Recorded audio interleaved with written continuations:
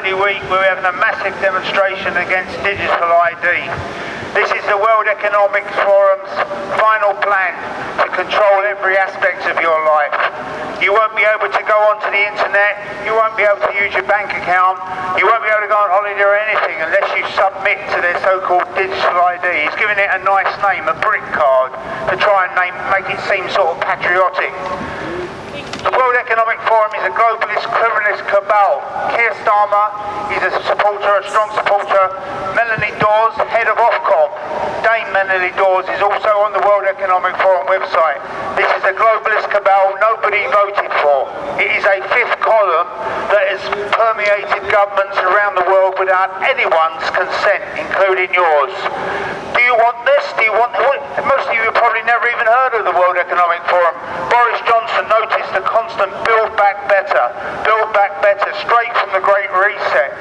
And I've also had the pleasure of reading Klaus Schwab's other book, the so-called Fourth Industrial Revolution, a terrifying book where he wants to put microchips in children's brains.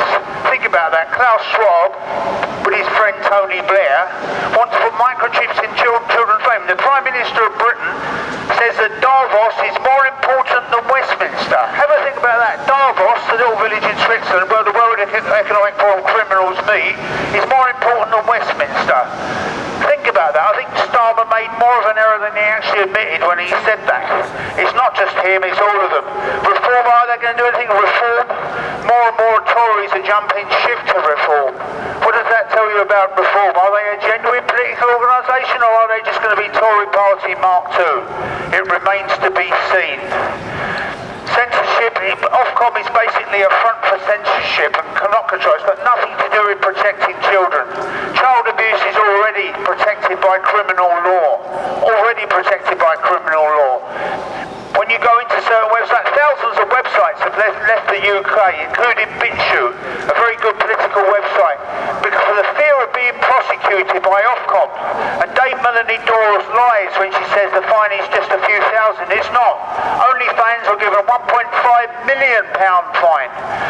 GB News, whether you love them or hate them, were given a £100,000 fine. Fortunately, GB News won the judicial review, and the Ofcom then dropped all the other so-called charges against GB News. But they're not gone, they're still there. Again, just like the World Economic Forum, no one voted for Ofcom. I'll leave you there, give you something to chew on. Have a great day. Cheers. I'm just going to do a little bit more of that. Thank you. Okay, he did mention this Klaus Schwab want to put chips in people's brains. Well, Dharma, they've got the technologies moved on a bit, and they don't need a chip in your brain. If the 5G infrastructure gets fully implemented, they can actually, like I say, it's a military weapon. They can target and acquire, and then actually hack your brain. They can hack your brain. You don't have to have smart stuff on your wrist, or wherever it is. You don't have to have a chip in your head or your wrist or whatever. They can hack your brain. It's as simple as that. Thank you very much.